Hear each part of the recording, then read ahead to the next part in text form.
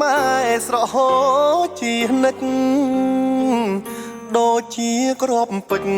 ក្រងទុកពាំងឲ្យកូនរ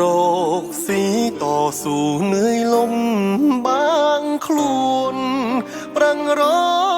កឲ្យកូនស្រឡាញ់កូនធ្វើទីហ៊ាន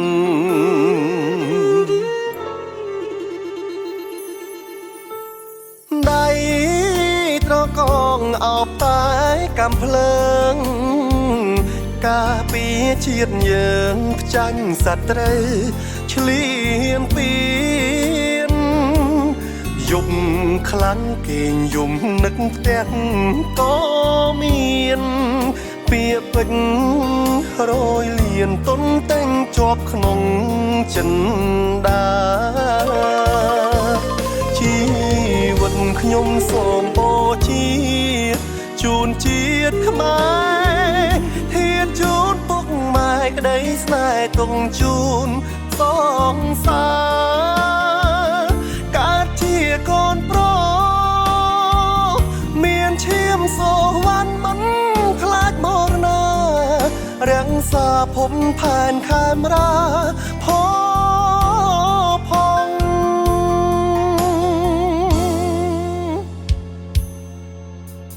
សងសាអើយអូនសែនកំសត់គ្រាដែលបងប្រត់ថែពុកម៉ែបងផង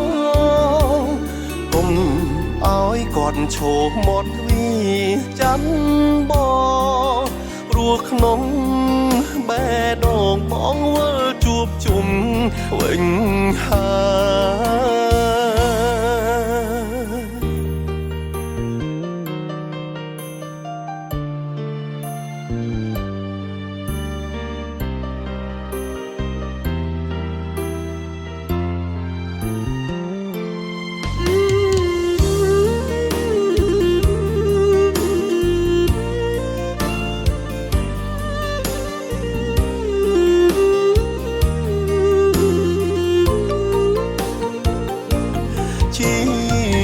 ខ្ញុំសូមបូជាជូនជាតិខ្មែរធាតជូនពុកម៉ែក្តីស្នេហ៍ទុំជូនសងសារកើតជាកូនប្រុសមានឈាមសូវ័នមិនខ្លាចមរណារាំងសាភពផែនខេមរាផង